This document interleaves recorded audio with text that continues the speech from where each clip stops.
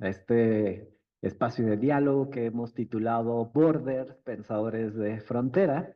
Y es un espacio que ha sido creado desde el Centro de Investigaciones Interdisciplinarias de la Facultad de Filosofía, donde abordamos a lo largo de los distintos meses trayectos y trayectorias sobre personas que justo han trastocado a la academia, a la sociedad, a partir de un conjunto de elaboraciones y provocaciones en términos de conocimiento, de prácticas, de intervenciones en términos de la realidad. Las sesiones que nos han antecedido en este Borders han tenido entre sus distintos pensadores a Jacques Derrida, Rita Segato, Paul Preciado, Judith Butler, así como también por medio de recorridos como el recorrido de Jane Jacobs o también las jornadas de trabajo completas como el Donna Haraway Day. Y bueno, todo esto ha sido justo gracias a la voluntad de articularnos desde un pensamiento de frontera y sobre todo a la suma de esfuerzos para que mes con mes este espacio de Borders siga creciendo. En ese sentido, justo al iniciar en este año, hemos tenido el gusto de pensar en una programación de distintos pensadores, pensadoras, casi siempre ubicados desde la lógica de la interseccionalidad, que puedan ir más allá de la antropología, más allá de la filosofía, más allá de la lingüística, de los estudios culturales, de los posicionamientos historiográficos, literarios. Y bueno, el día de hoy, pues justo tenemos la presencia, la reflexión, el espíritu de Claude Lévi-Strauss. Para nosotros, desde la antropología, pero al mismo tiempo desde la filosofía y al mismo tiempo desde la lingüística, desde la historia, Lévi-Strauss, además de ser un personaje centenario, forma parte como de los artífices de la teoría que trasciende más allá de la antropología. Para pensar en Lévi-Strauss no solamente tendríamos que situarnos en un ámbito únicamente contenido a la etnografía y a la experiencia del trabajo de campo, sino también justo articularnos con los ámbitos lingüísticos de las estructuras, justo con los debates filosóficos de las epistemes, justo con esta búsqueda que tiene la filología, la filosofía y la historiografía de estos procesos universales y de estas transformaciones en términos de la diversidad. Como se trata de un personaje centenario, podemos también ubicar que su obra puede trascender más allá de los tomos y que al mismo tiempo su trayectoria refleja un conjunto de paradigmas y de rupturas. De rupturas en el sentido de que las transformaciones teóricas que tuvo Lévi-Strauss a lo largo de su centenaria vida tuvieron acercamientos muy dirigidos hacia esto que se llama y se conoce como la teoría estructuralista. Vamos a situar la trayectoria entonces de Lévi-Strauss a lo largo del siglo XX y justo en ese siglo XX desde una academia francesa donde hay distintos debates muy interesantes en relación a la universalidad y a la diversidad.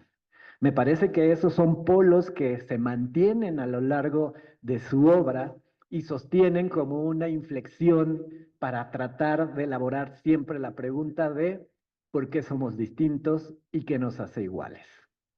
Desde ahí esta búsqueda de la universalidad y la diversidad, desde la diversidad y sus patrones generales, podemos ubicar que Lévi-Strauss se comporta como este artífice que comienza a hacer preguntas desde el mundo de las estructuras, estructuras simbólicas, estructuras lingüísticas, estructuras sociales, sistemas de parentesco. Desde ahí el mundo de las dicotomías se convierten en polos articuladores de lo uno y lo otro. En ese sentido, una de las grandes dicotomías de la exploración teórica del estructuralismo francés, obviamente radica en justo la pregunta en torno a la frontera de cultura y naturaleza. Lo masculino, lo femenino, lo bueno, lo malo, lo crudo, lo cocido. Lévi-Strauss es ese poeta de las dicotomías, establece un conjunto articulado de binomios.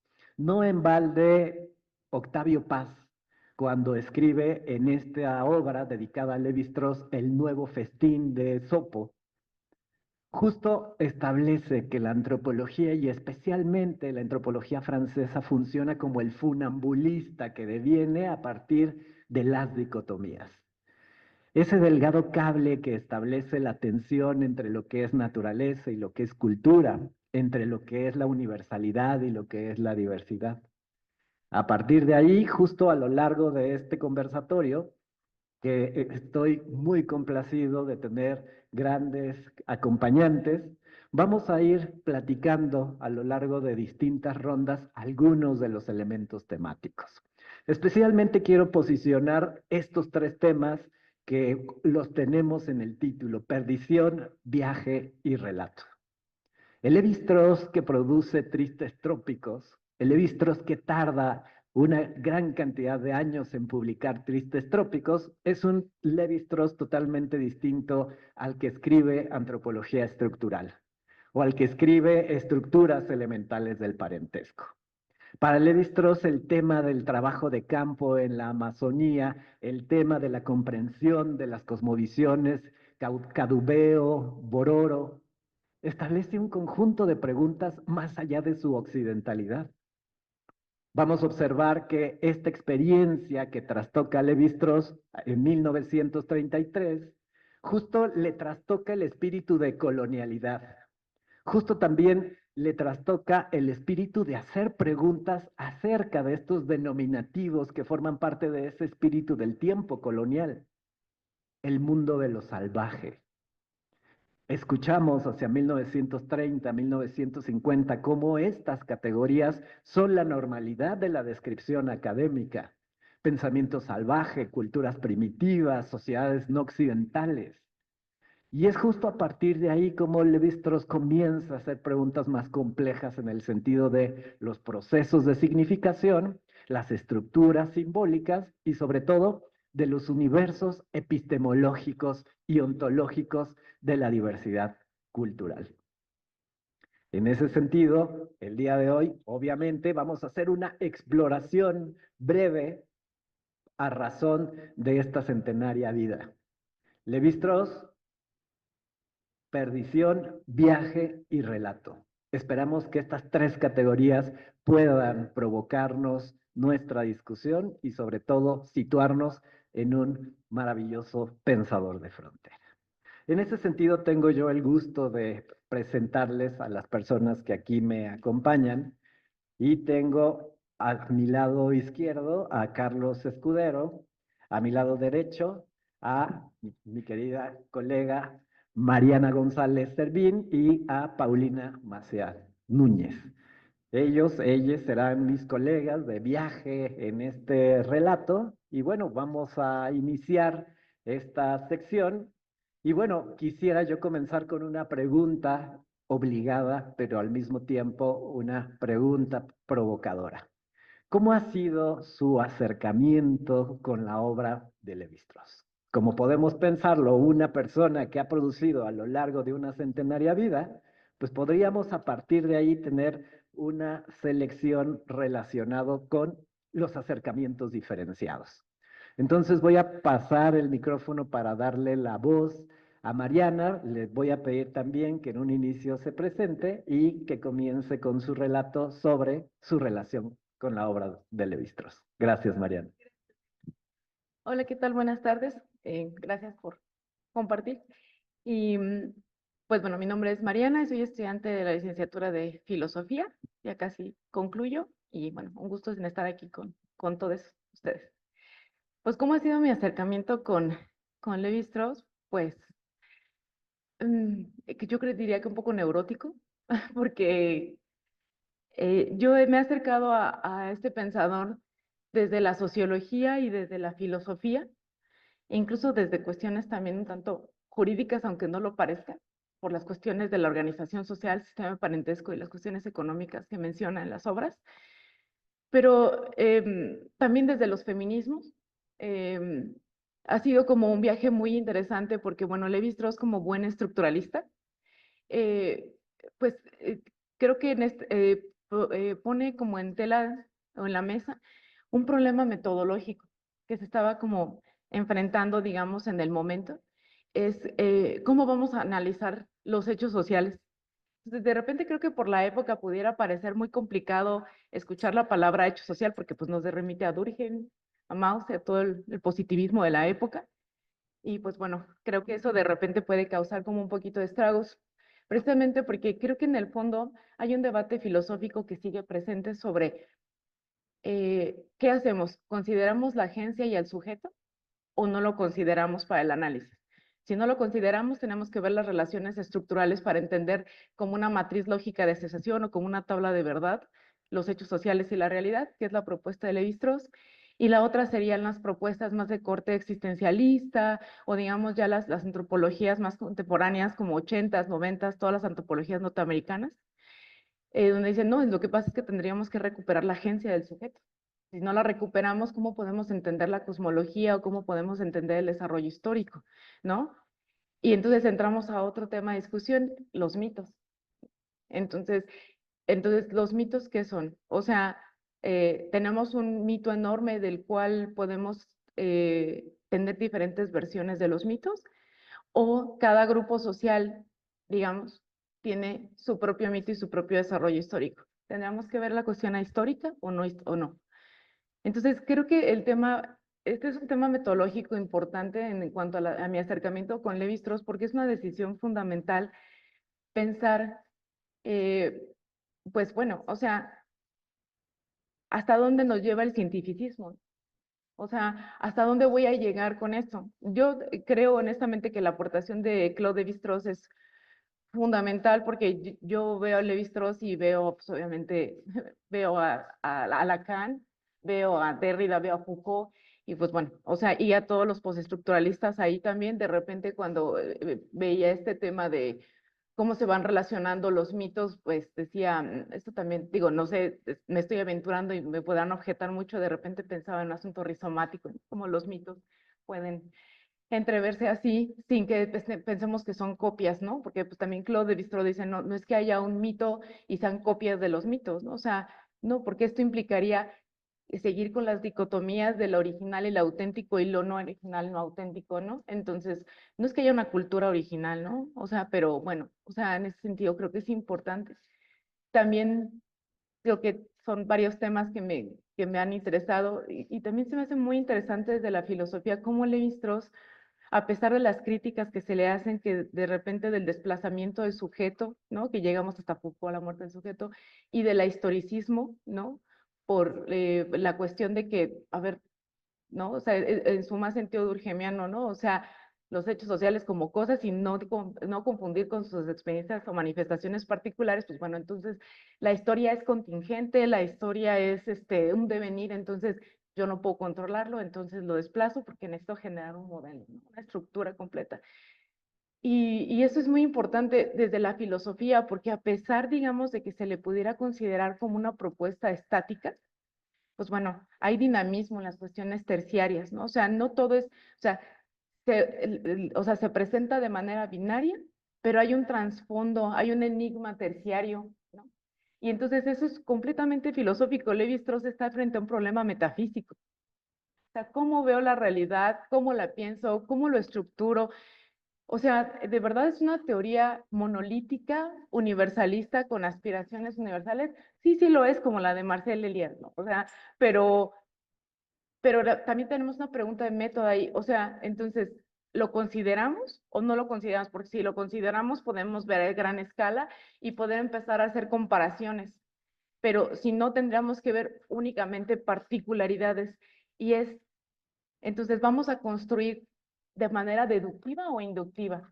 Entonces, sigue siendo un problema de metodología a mis ojos, pero una metodología muy planteada desde una cuestión que de repente en clase, ¿no? Veíamos un poco ¿qué pasa cuando se confunde la ontología con la epistemología?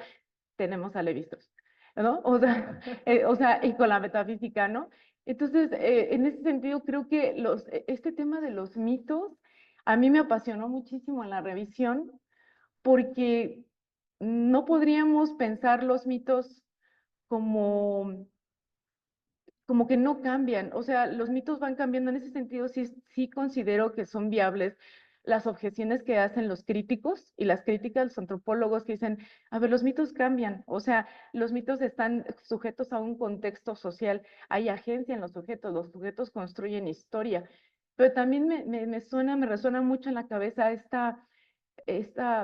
pues sí, esta obsesión de Lévi-Strauss de, a ver, las autointerpretaciones engañan. Entonces, mm, porque, y es su discusión de Lévi-Strauss con Husserl, o sea, son representaciones. Entonces, ¿qué hacemos con las representaciones, no?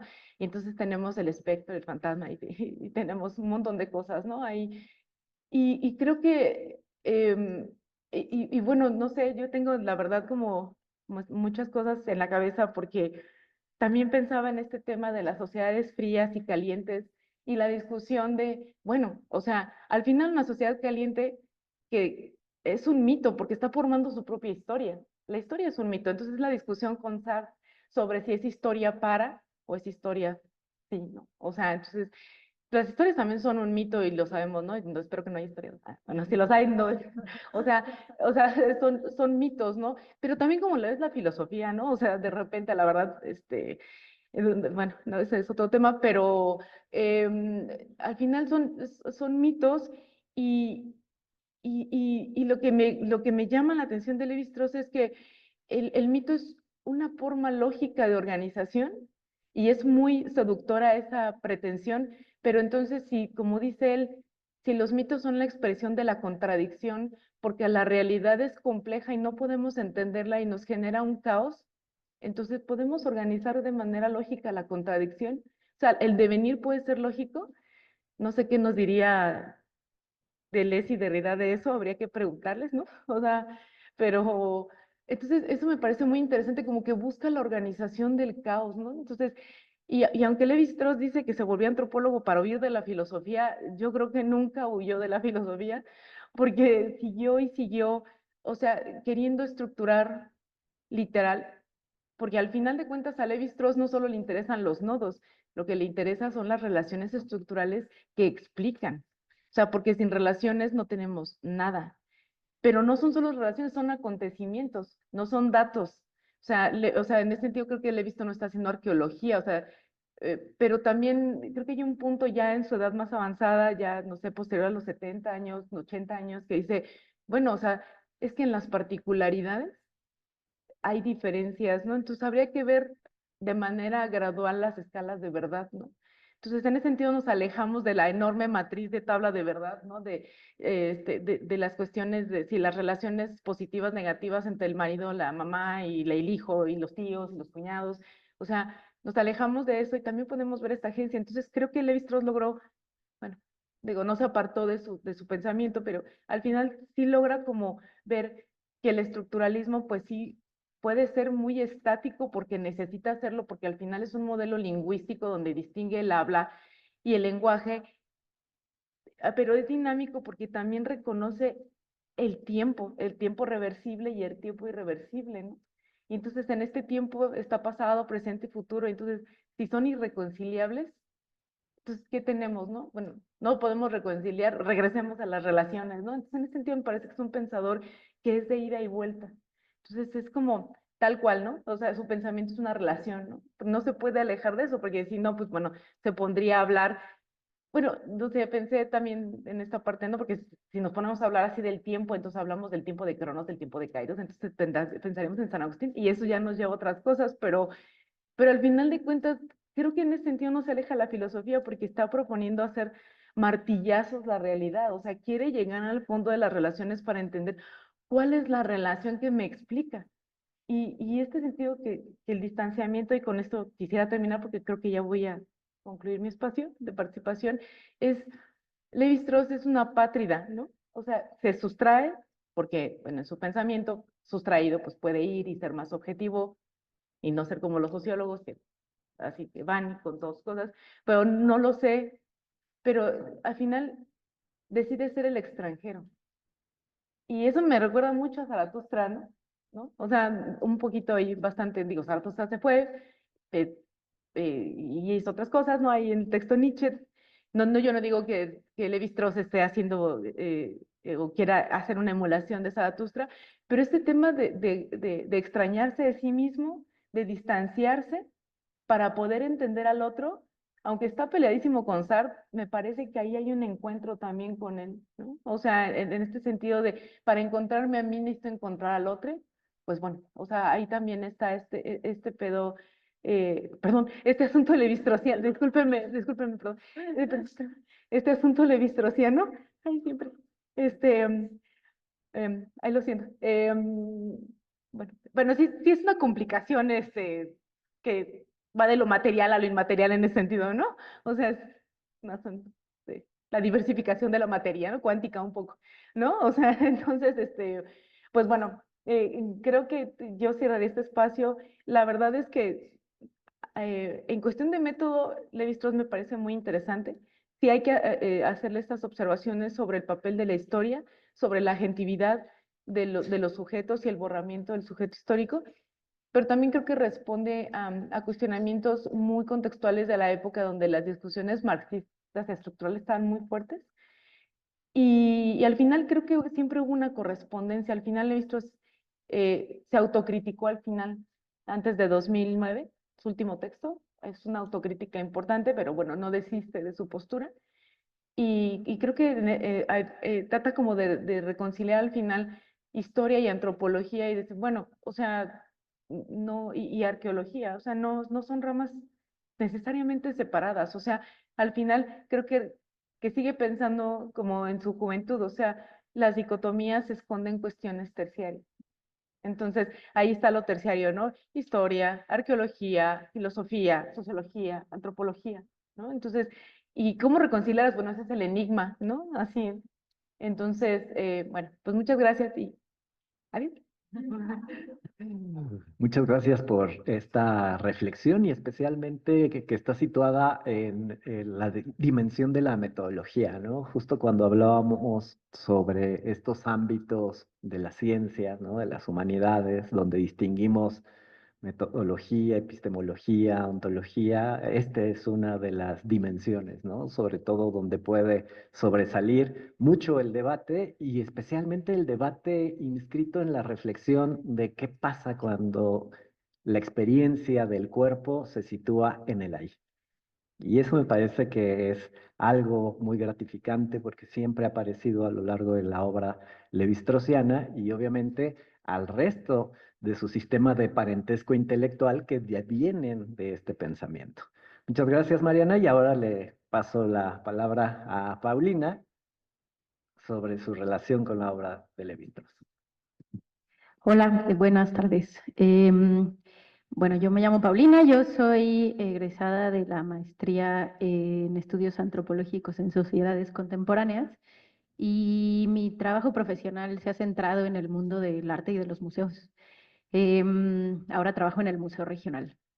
Y bueno, mi relación con Levi-Strauss es una relación como de empatía y deseo, como una cosa que me pasa con ciertos autores, como que es un señor que me gusta, ¿no? Y me gusta porque creo, como Mariana, que es una apátrida y eso me hace sentirme muy identificada. Yo habito un montón de como territorios sociales o simbólicos, pero no pertenezco a ninguno de verdad, ¿no? O sea, mi licenciatura es en Ciencias de la Comunicación en el TEC de Monterrey. Y luego hice una maestría en antropología en la UAC. O sea, no quepo en ningún lado, ¿no? Y luego, o sea, como... Y me parece que por eso tengo una relación como de deseo con Levi Strauss, porque me parece que él le pasa lo mismo. O sea, él es, aunque odia a los viajeros, en realidad es un viajero permanente y habita, como en todo su cuerpo y en toda su situación, esta cosa que decía Mariana de ser antropólogo y de estar como extraído de la realidad para observarla todo el tiempo, con esta mirada que va más allá de los prejuicios, que pone las cosas en contexto, ¿no? O sea, como tiene tal vez una relación medio psicótica con no pertenecer, porque eso le permite mirar con con un privilegio que probablemente el pertenecer no te da, ¿no? Eso como primera parte, esa es una relación que tengo, como de mucha atracción. Otra cosa que me interesa enormemente de Lévi-Strauss es que es un poco literato y es un poco artista. Em, yo habito muy bien las fronteras disciplinarias, o sea, en las disciplinas, así en el centro de la disciplina, me siento súper incómoda porque nunca siento que sé lo suficiente, ¿no? O que he leído lo suficiente, pero en las fronteras ahí encuentro como un espacio muy fértil, como en las relaciones y en las tensiones. Y me interesa mucho que el papá de Levi Strauss haya sido pintor. Y que haya como en su sensibilidad literaria, sobre todo en Tristes Trópicos, desde el título, una gran plasticidad, ¿no? O sea, como su lenguaje está lleno de experiencia plástica y me gusta encontrarme o decirme que me estoy encontrando a su papá como en este deseo plástico, como de experimentar y de describir la realidad, ¿no? Em, porque justo como en mi trabajo con el mundo del arte, se rompen como tal vez estas estructuras que te dan un poco de esquizofrenia, ¿no? O sea, como, por supuesto, así, tomo en cuenta al sujeto, no, ¿cuál es la postura metodológica? Eso es como en el mundo de la academia, es muy fructífero en términos como de llevar el pensamiento a otro lugar, pero muy apretujante. Y en el mundo de las artes, solo dices las cosas, ¿no? Y ya. Y me parece que, digamos, eso me llevaría como al tercer punto. A mí me gustan las categorías, como esto que se llama curaduría, ¿no? Que es como, podríamos decir en términos muy básicos, que es seleccionar, pero en realidad creo que cuando haces una curaduría estás haciendo relaciones, estás haciendo interpretaciones y eso implica seleccionar entre otras cosas, ¿no? Entonces yo voy por la vida como haciendo curadurías en mi cabeza, las más tontas, por ejemplo, como pensando que voy a hacer una fiesta, inventando mesas, a quién voy a sentar con quién para que sucedan unas relaciones probables o improbables. Y tal vez una de las que más me divierten es como una selección de libros, ¿no? O sea, como todo el tiempo estoy pensando en una repisa de un librero, qué libro pondría junto a otro y por qué, más allá de lo alfabético.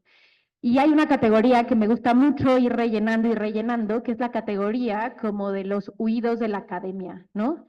O sea, que no huyen del todo, pero me parece que hay obras difíciles de clasificar, en donde los autores están tomando un descanso, están huyendo, están siendo corridos de un proceso académico.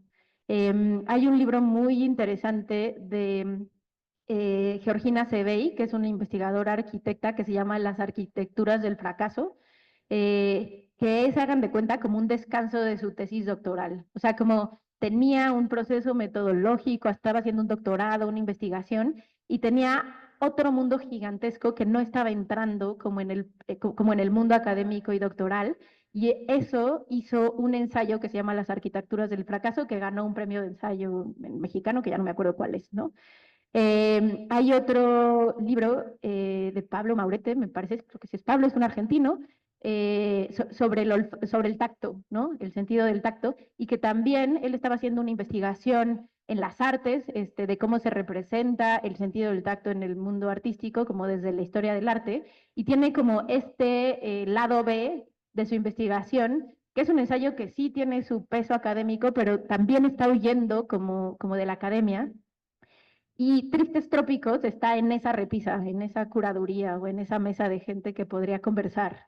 Yo he leído Tristes Trópicos como de manera medio esquizofrénica, como en distintas ediciones, y la edición de Penguin tiene una introducción de un investigador que se llama Patrick Wilken, y la introducción es súper interesante porque nos cuenta un poco el contexto en el que se hizo Tristes Trópicos, ¿no?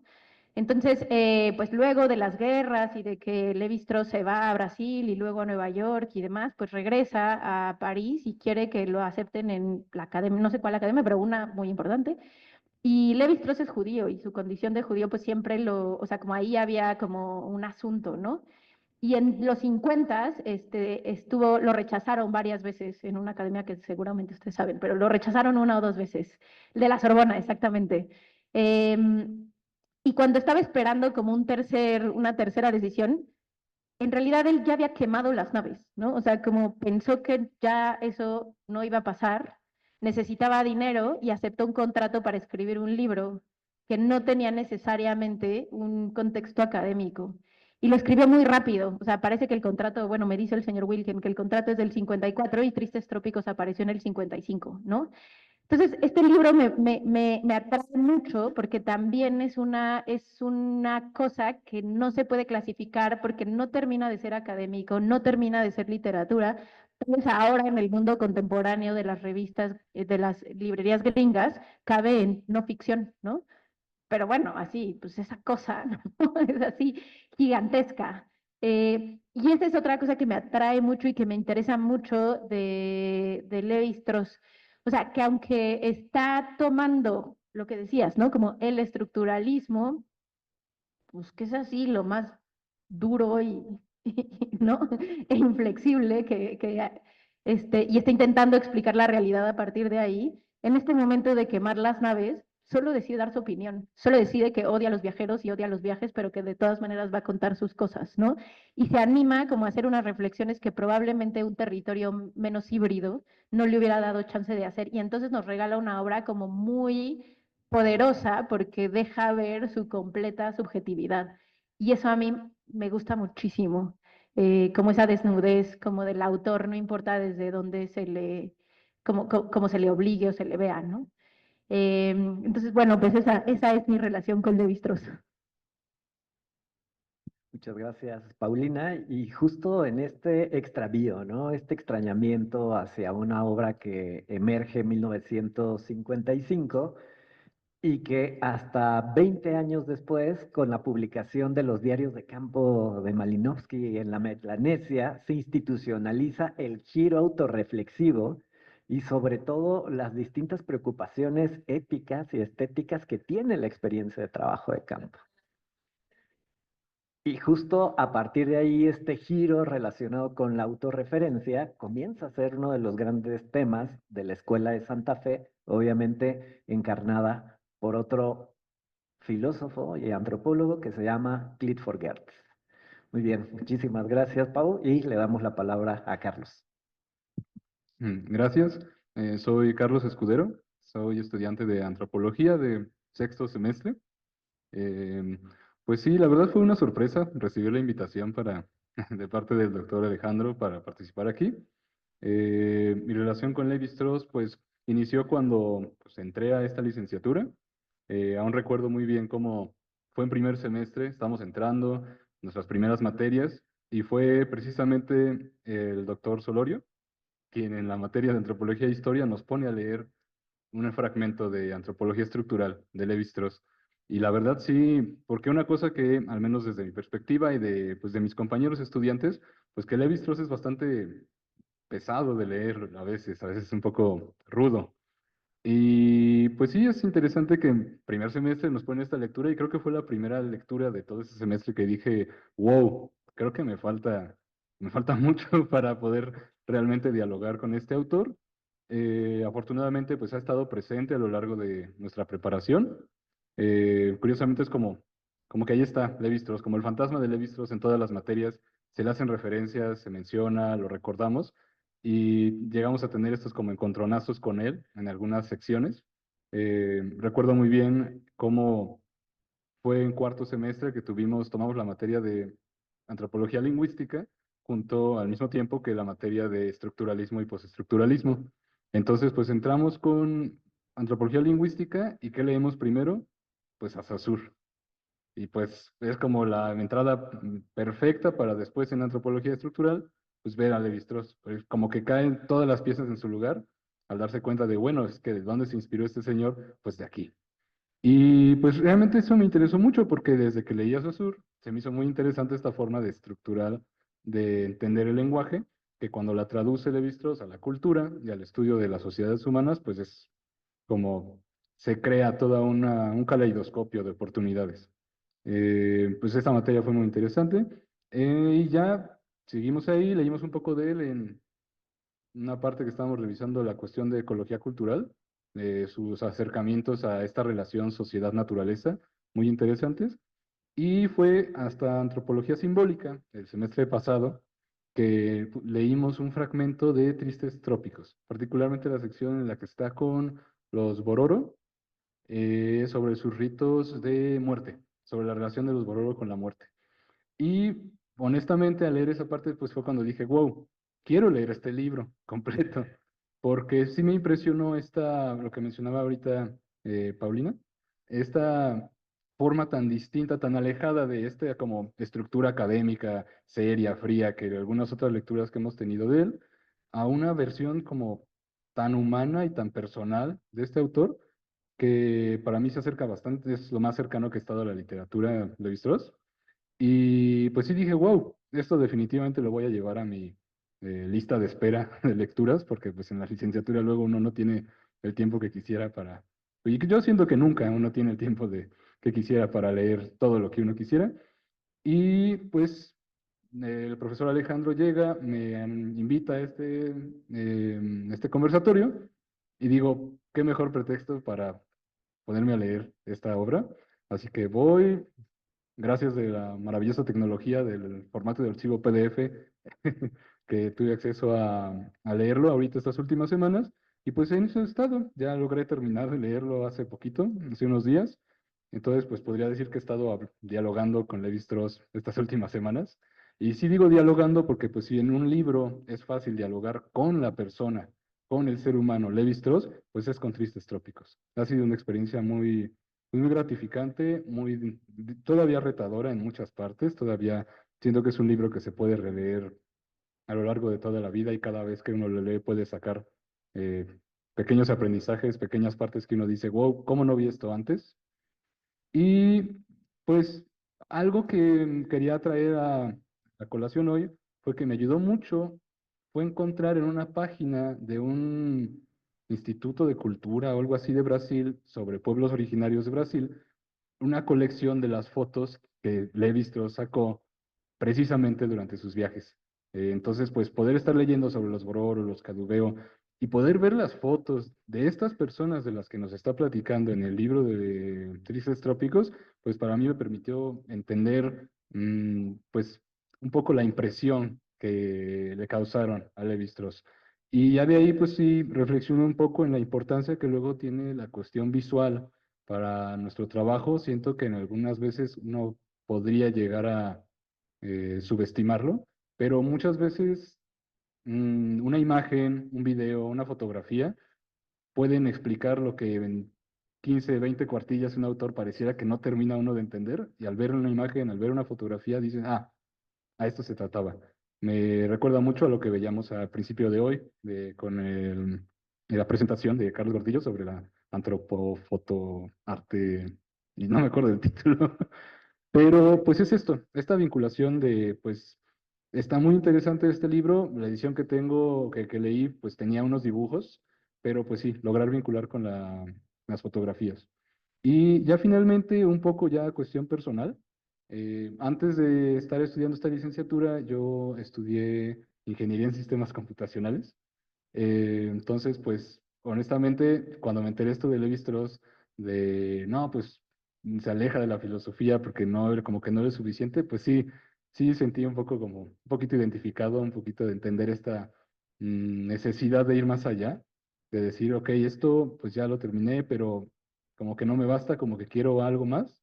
Entonces, pues sí, me identifiqué mucho con él. Y ya tocando esto de ingeniería en sistemas, así como rápido, eh, me, no sé, se me hace muy interesante cómo Levi Strauss es un autor que, como sin saberlo, toca tantas cosas, porque, pues, mucho de lo que su forma de trabajo, tan estructural, tan analítica, pues me recuerda mucho a las cosas que veía ahí en la cuestión de programación y de las computadoras.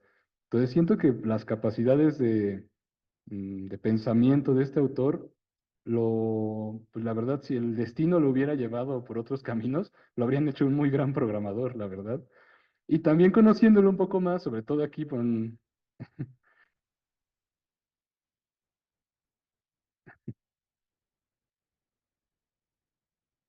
Sí. Sí. Entonces es un visionario realmente, a lo mejor incluso sin saberlo él mismo. Y al mismo tiempo, al leer Tristes Trópicos y conocer un poco más a la persona de Levi-Strauss, estoy seguro que no habría nada que odiara más en todo el mundo que ser un programador encerrado en su oficina, en su computadora. Entonces me parece muy interesante cómo una persona tan llena de ciertas contradicciones, que lo deja ver en su trabajo, tan enfocado en estas dicotomías, em, pues nos permite reflexionar desde todos los puntos de vista y desde todas las disciplinas posibles. Y pues verdaderamente sí me parece que es acorde pues traerlo a colación aquí a Borders, porque pues es un pensador de frontera. Muchas gracias, Carlos. Y bueno, en esta primera ronda lo que hemos estado recuperando son como estas ideas vinculadas con el autoexilio, ¿no? Esto que nosotros le llamamos la perdición, tendrá que ver con el cuestionamiento de sí mismo, con el cuestionamiento de la experiencia, del estar ahí, pero al mismo tiempo con el cuestionamiento de la construcción de categorías y conceptos. También hemos podido como ir justo tanteando el terreno para estas preguntas que se hace Levi-Strauss una y otra vez sobre cuál es el movimiento de la estructura. Porque no podríamos hablar de estructuras estáticas, tendríamos que siempre pensarlas en constante movimiento, ¿no? Y yo creo que de ahí esto que señalaba Carlos al interior de la proyección y de la mímesis sobre la teoría del lenguaje, como el habla, ¿no? Y el lenguaje son esas provocaciones. El lenguaje como la norma, como la horma, como la regla, y el habla como la posibilidad del ser, justo como subvertir la regla, subvertir la forma para establecer esa manera terciaria de articular siempre las dicotomías. En ese ámbito, justo lo que nos vamos a dar cuenta en este autoexilio, Levi-Strauss afirma que la antropología entonces se convierte en esta ciencia habitable. O sea, este terreno que entonces, este territorio, este hábitat que uno toma a cuestas, en un sentido no solamente utópico de ensoñación, sino asumir que en sí mismo la antropología deviene y tiene una conciencia para generar un tiempo y un espacio.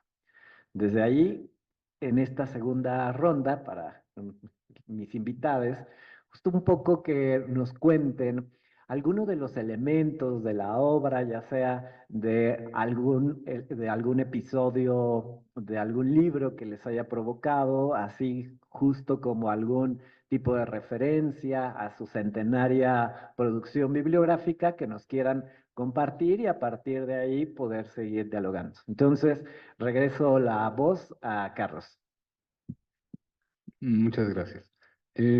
Bueno, pues había preparado un poquito algunas cosas y como para saltar un poco, pues estos grandes como eh, aportaciones a la antropología y a las ciencias sociales en general que tiene, me parece que algo que caracteriza mucho, desde mi perspectiva, leer a Levi-Strauss, es que te enseña a ver toda una realidad más allá de lo aparente, más allá de lo evidente, a no quedarte con lo que los sentidos simplemente captan, sino a interesarte por como qué secreto se esconde ahí. O sea, ese por qué, que a lo largo de pues, las reflexiones de este autor se repite constantemente, ¿por qué pasa esto? ¿Por qué esta relación entre la diversidad? ¿Pero por qué todos somos humanos?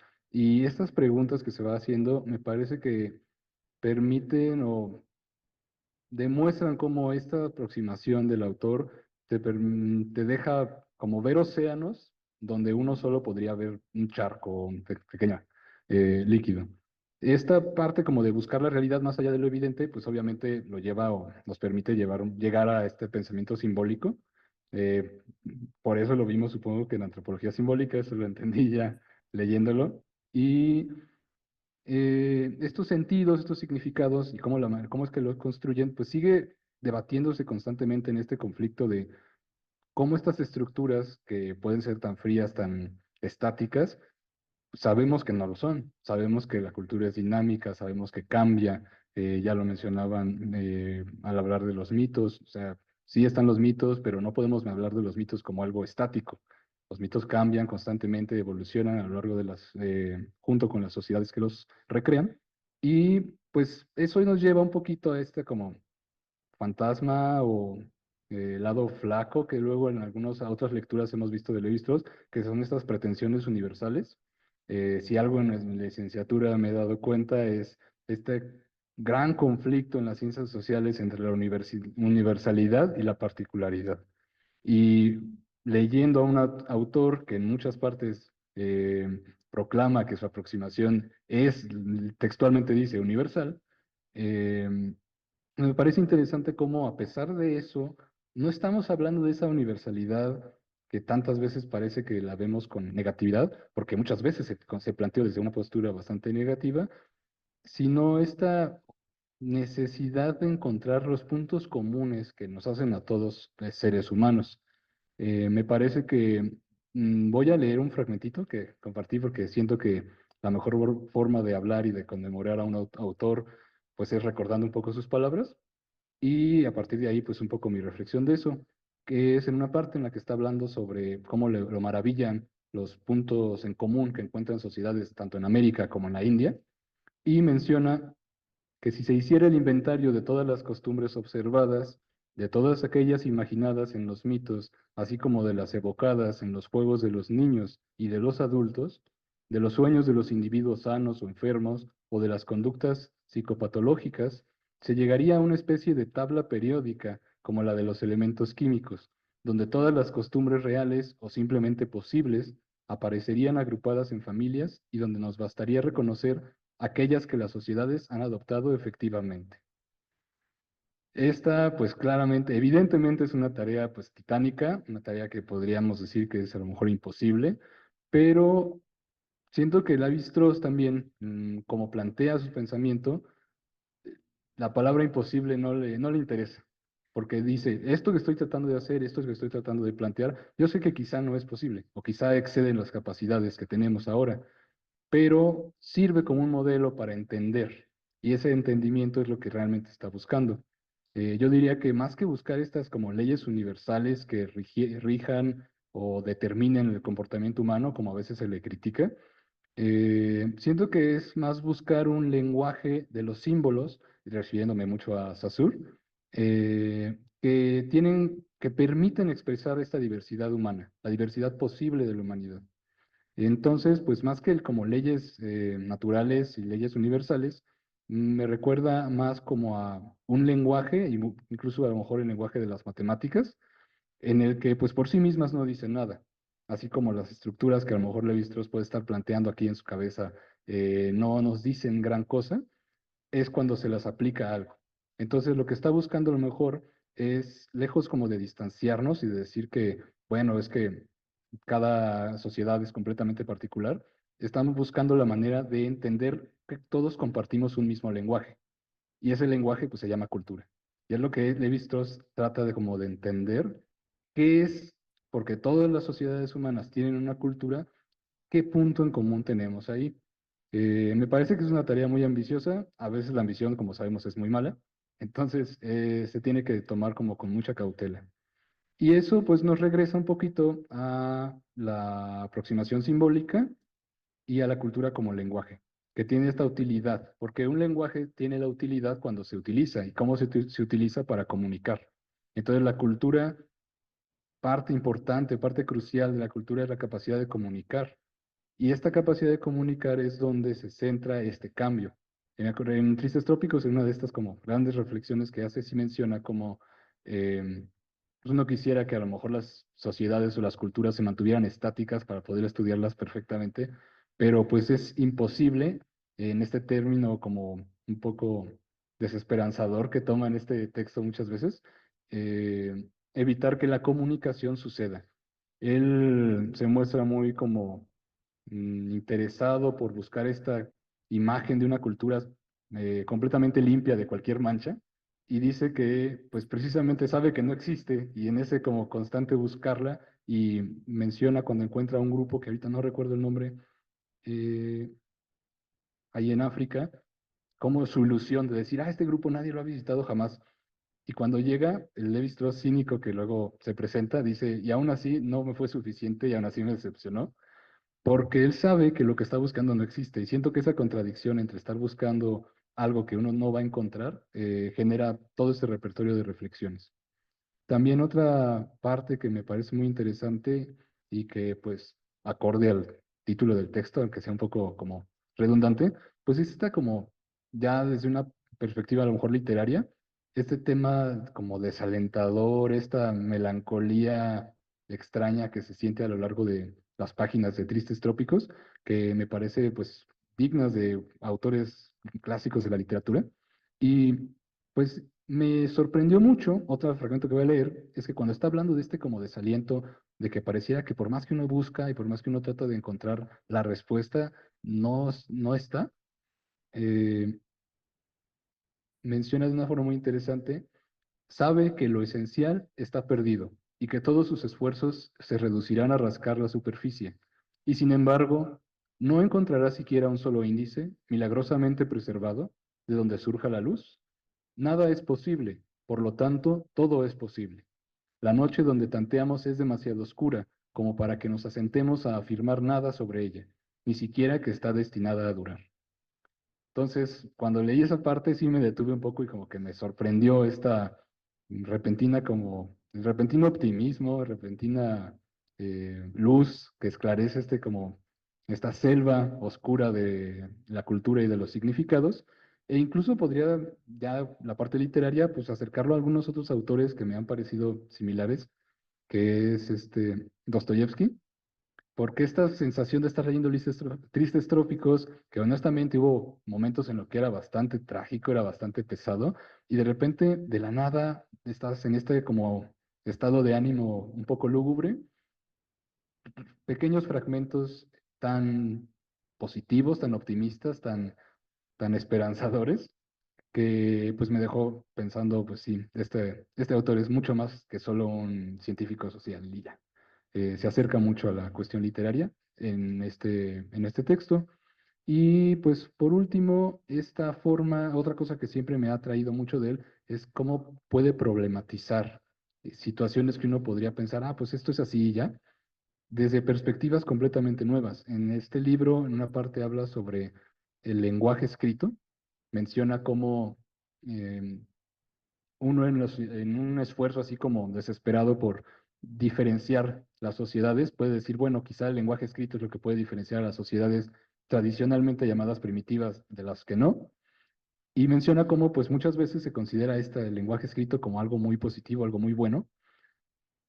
Pues llegan dos, tres páginas seguidas donde menciona cómo curiosamente, la mayor parte como de los inventos y de los descubrimientos de la humanidad se dieron en el Neolítico antes de la invención del lenguaje escrito. Y si hay algo que se pueda como caracterizar que va acompañado al lenguaje escrito, pues la formación de las grandes ciudades de la antigüedad. Pero la formación de las grandes ciudades de la antigüedad va acompañado siempre pues de la opresión de unos sobre otros. Entonces menciona en una forma bastante radical y cito, si mi hipótesis es exacta, hay que admitir que la función primaria de la comunicación escrita es la de facilitar la esclavitud. Esta clase como de declaraciones muy sin filtro, porque eso también es constante a lo largo del texto, habla y no se mide un poquito, dice las cosas tal cual. Me parecieron muy interesantes y pues que hacen que esta lectura pues uno la pueda volver a visitar cuantas veces quiera. Muchas gracias, Carlos. Justo en esta suerte de extrañamiento, ¿no? Este fatos nostálgico que provoca Tristes Trópicos, donde son una gran cantidad de Levi-Strauss al mismo tiempo, ¿no? Justo pensando en algunos acercamientos más hacia Pessoa, ¿no? Con los heterónimos, donde cada uno de los que escribe, suscribe, tiene una personalidad, una agencia que deviene con estos tópicos sin filtro, pero al mismo tiempo con estas provocaciones de teorizar, nunca bajar la guardia, sobre todo para definir estas estructuras estructurantes. Muy bien, le damos la palabra a Paulina. Bueno, a mí lo que me interesa y un poco como retomando en donde terminaron ustedes, Es el uso del recurso del flujo del pensamiento en su escritura, justamente en Tristes Trópicos. O sea, este recurso que tal vez así fue puesto como en fama por Proust y sus 7 libros del principio de siglo. Eh, Luego, o sea, es un recurso que leemos actualmente, ¿no? Un montón. Yo ahorita estoy leyendo La muerte del padre de Nausgard y es justamente ese recurso como de eso, del el flujo de la conciencia, que se parece mucho a hablar con nosotros mismos, ¿no? Se parece mucho a la voz interna. Y como la aparición yo no diría la aparición, sino más bien como porque creo que lo que hizo Proust no fue inventarlo, sino dejar de ocultarlo, o sea, como dejar de ocultar el flujo del pensamiento contradictorio en la literatura, sí logró revelar como un escritor que era mucho más cercano y mucho más comunicativo con su lector, ¿no? Porque, porque entonces comparte una experiencia que es muy cercana al del lector. Yo cuando leo eh, fragmentos de Proust, porque yo no he leído los 7 libros de Proust, pero cuando leo a Nausgard o cuando leo toda esta literatura que está de moda, que es una literatura del yo, eso se parece mucho a la manera en la que yo pienso. Y yo pienso con muchísimas contradicciones. Yo pienso un poco pasada también por un montón de emociones que cuando invaden pensamientos, pero cuando las haces emerger, ¿no? O sea, cuando las revelas, plantean como un panorama en donde el lector puede evaluar o tener como mucho más herramientas para la interpretación.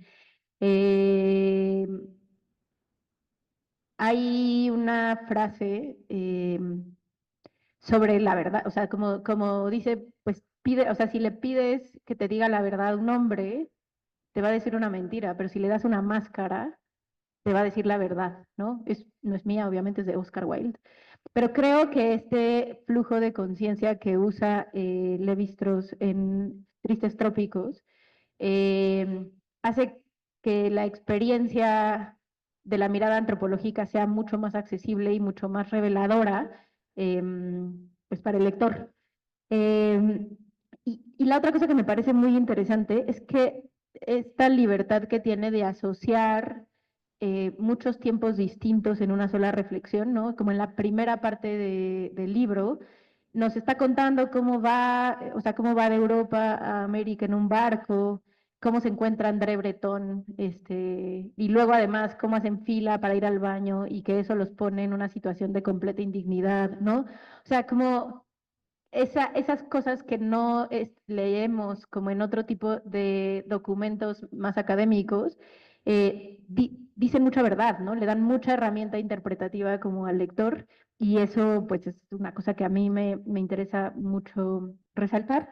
Y la otra es o sea, como de pronto cuando habitas la frontera, pareciera ser un visionario.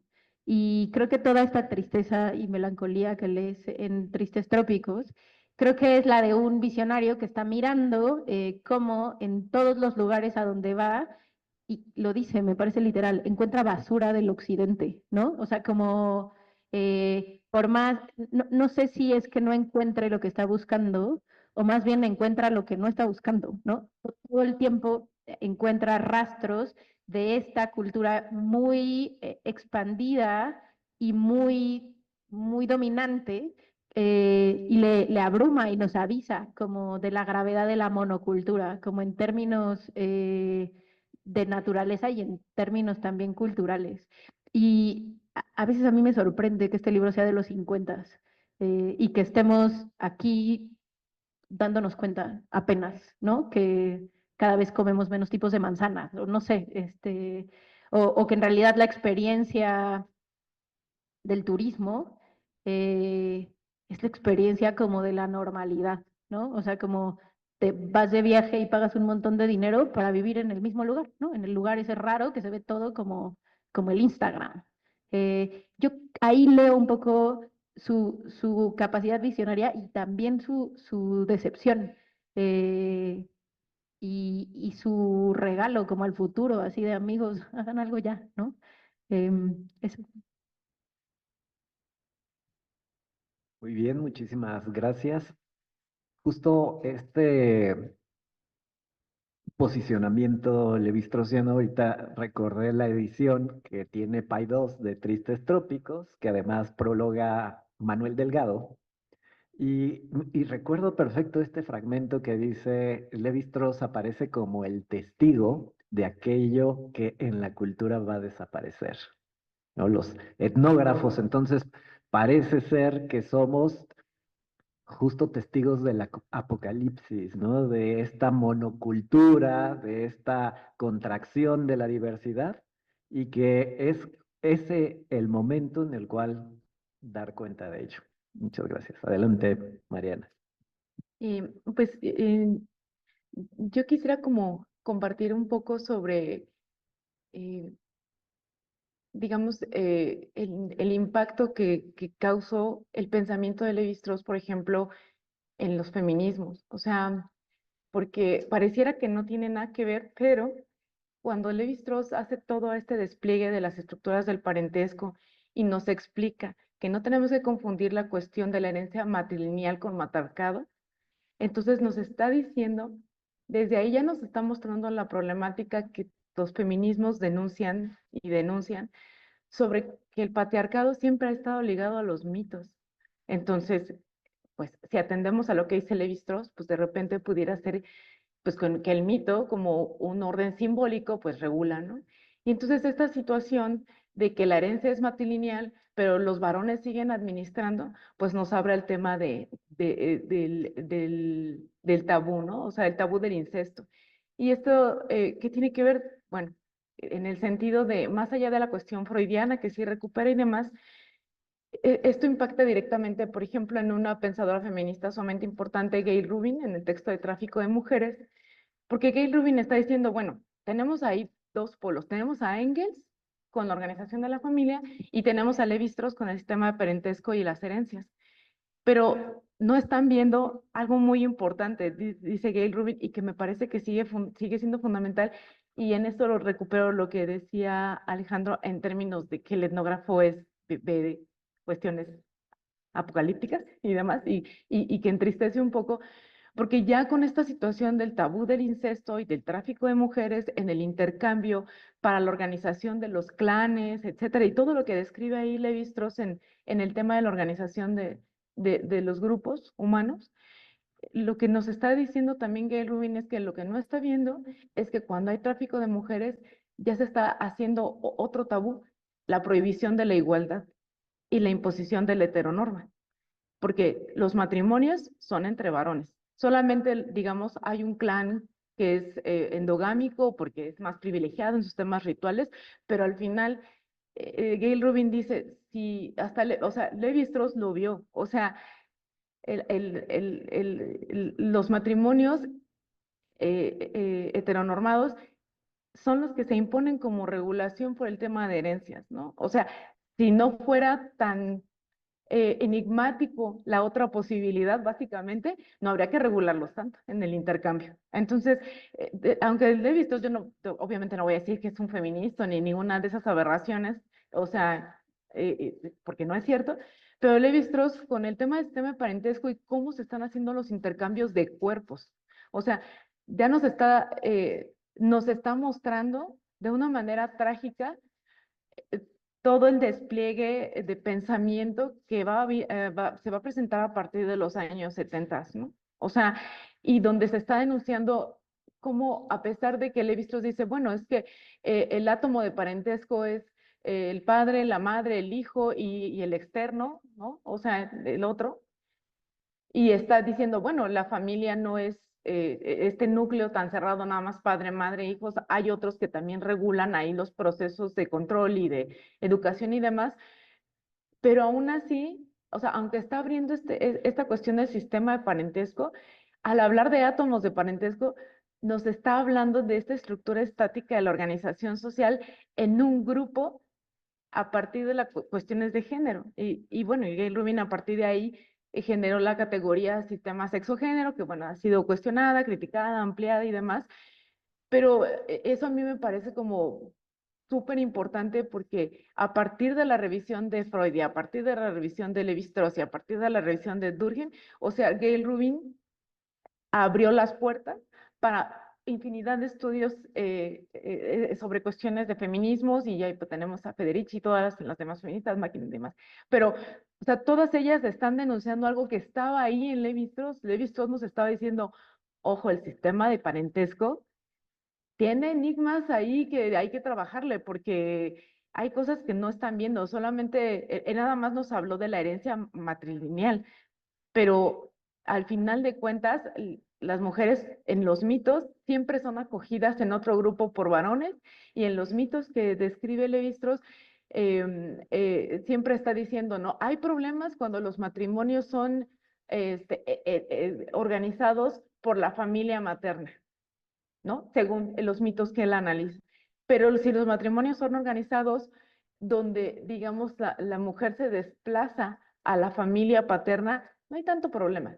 Entonces tenemos el esquema lógico. O sea, yo no estoy diciendo que Levi-Strauss sea machista ni ninguna de esas cosas, o sea, no, sino que estoy diciendo que él ya nos estaba mostrando cómo la organización de parentesco tiene atrás de manera terciaria cuestiones que tienen que ver con las cuestiones de igualdad y opresión, ¿no? En las cuestiones de género.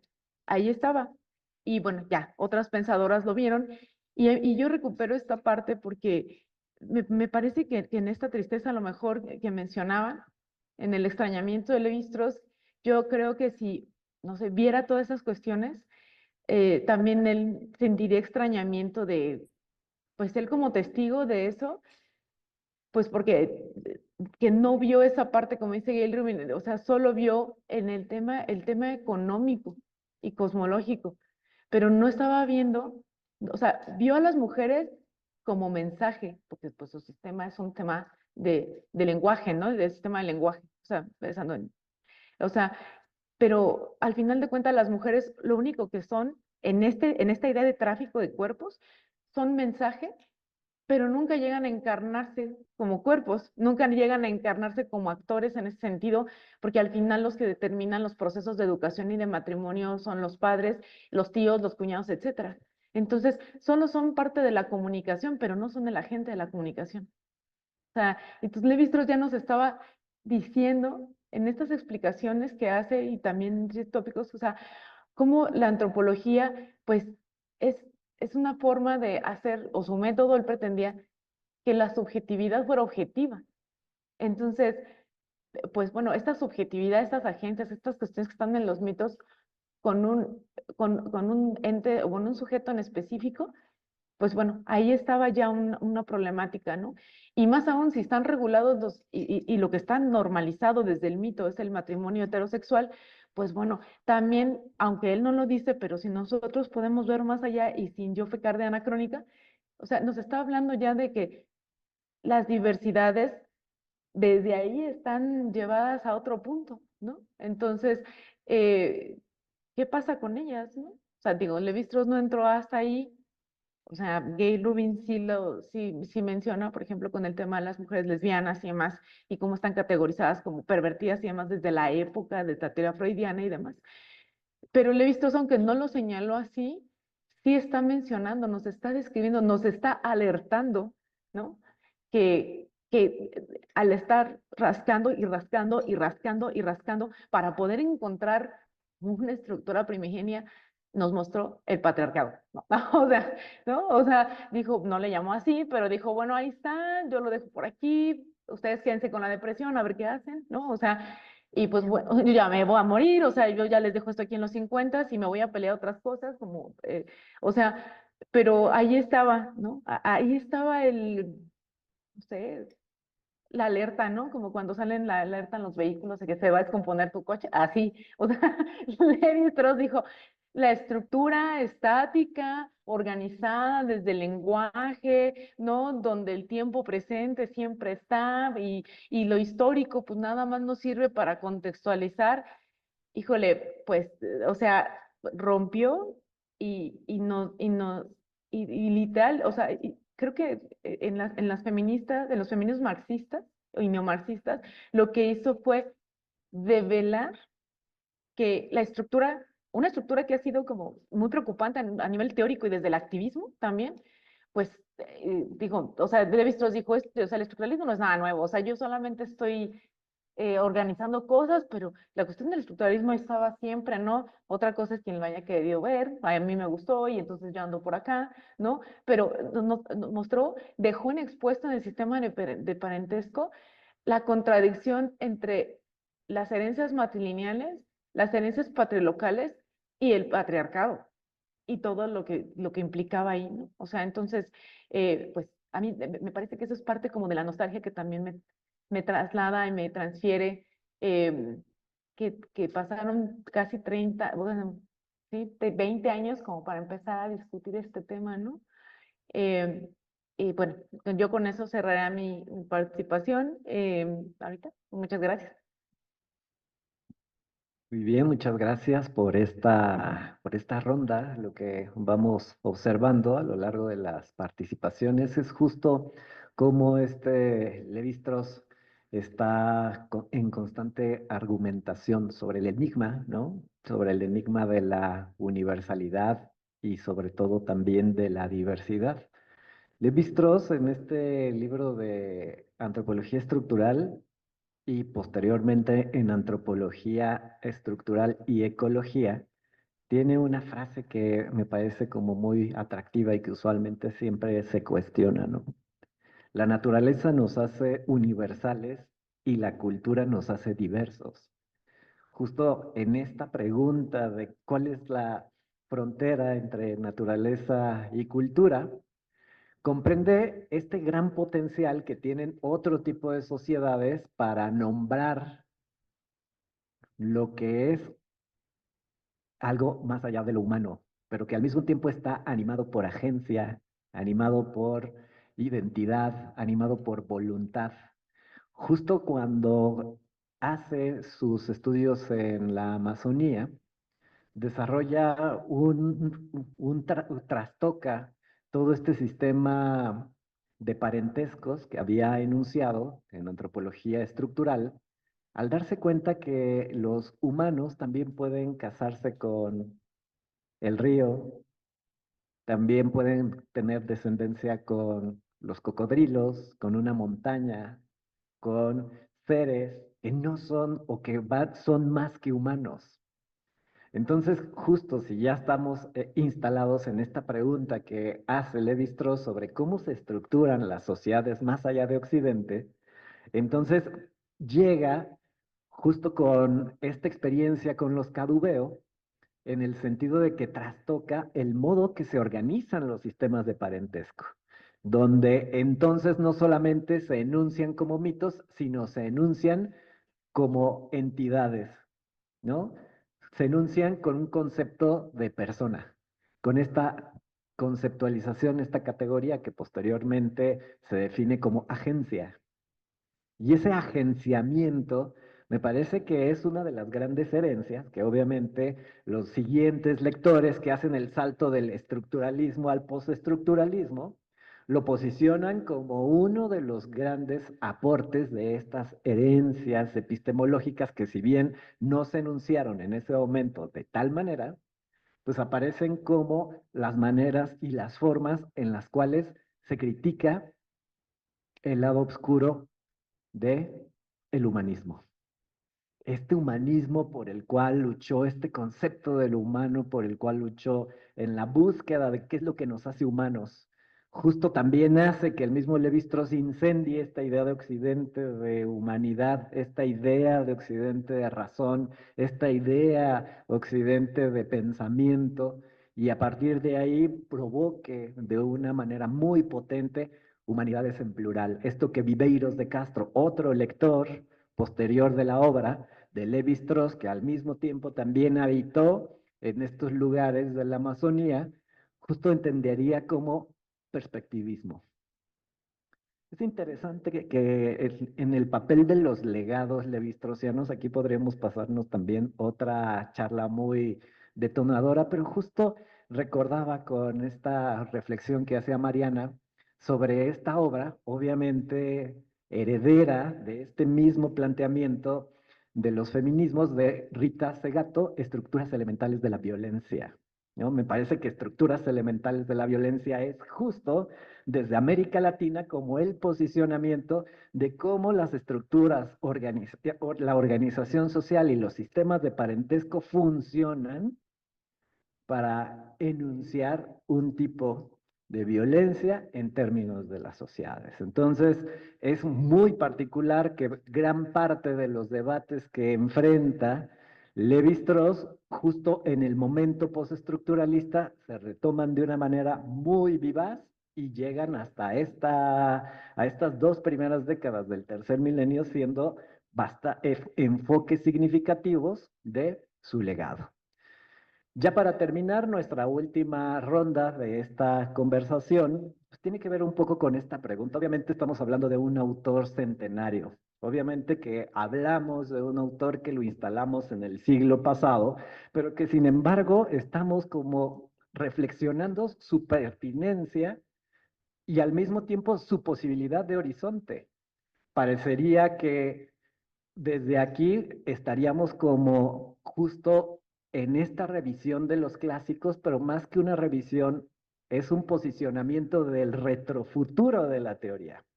¿Por qué? Porque justo desde la teoría literaria, la teoría en el mundo de la academia, la teoría en términos de las prácticas artísticas, justo son estas exploraciones las que tienen hoy en día cabida. Esta última ronda, simple y sencillamente, tiene una pregunta para cada uno de los participantes y comenzaríamos con Paulina. Cuéntanos, ¿por qué consideras necesario seguir leyendo a Claude Lévi-Strauss? Gracias. Bueno, en principio por el placer, no más. Es muy placentero leer a Lévi-Strauss como una obra literaria. Pero también porque me parece que en esta capacidad de vivir en el límite y en la frontera y de extraerse pues de estas realidades que habita para habitar la antropología, y un poco lo que Mariana decía, como que construyó ahí un sistema de pensamiento que nos da herramientas para analizarnos, ¿no? Y creo que ahí hay una gran pertinencia en su lectura. Yo identifico en los estudios antropológicos y en la práctica antropológica una tensión, porque cuando estamos haciendo un estudio etnográfico, parece que estamos observando al otro, pero, pero en esa observación del otro normalmente nos estamos observando también a nosotros mismos, como esta dicotomía muy poética, tal vez poco ortodoxa, pero tiene la antropología, ¿no? O sea, mirar al otro también te permite como mirarte a ti mismo.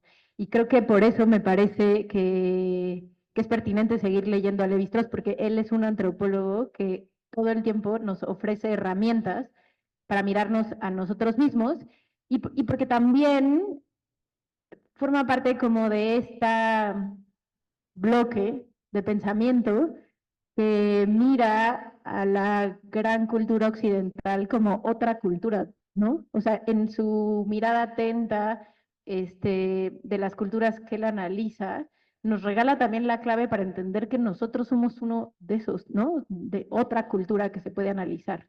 Y que creo que ese milímetro que se movió el pensamiento, ¿no? Las herramientas, y por eso a mí me interesó mucho estudiar esta maestría de estudios antropológicos en sociedades contemporáneas, porque, porque es la sociedad contemporánea la que a mí me interesa muchísimo analizar. Y creo que pensadores como Lévi-Strauss mueven el pensamiento un milímetro para decir, es que lo que yo vivo, es que el patriarcado o la religión que yo practico o también es una cultura que se puede analizar. Y por eso me parece que hay que seguirlo leyendo. Muchas gracias y le damos la palabra a Mariana. Pues creo que desde mi perspectiva, yo continuaría leyendo a Lévi-Strauss y lo invitaría bueno, pensando como filósofo para no caer en el solipsismo, ¿no? O sea, porque leer a Lévi-Strauss es un diálogo constante con muchas disciplinas. O sea, yo creo que leyendo Estructuras de Parentesco, Tristes Tópicos, no sé, pensaba, o sea, puedes encuentras filosofía, encuentras metafísica, encuentras sociología, encuentras antropología, encuentras historia, o sea, y es un diálogo constante, no solamente con lesotres que pensaron esto, sino un poco retomando lo que decía Paulina, ver, o sea, incluso mis propios, no, o sea, pensando en mí, mis propios sesgos, pues, coloniales que tengo, porque Levi Strauss me los está enunciando desde él, y entonces este intercambio de él con los otros a los que estudió, por así decirlo, y desde esa mirada que ya está escrita, vuelve a mí y entonces me dice, oye, alerta, o sea, ¿cómo quieres analizar la realidad? Pues bueno, o sea, primero no te puedes ensimismar, entonces creo que es una llamada importante a la filosofía de dejen de ensimismarse, filósofos, y dialoguen con otras disciplinas.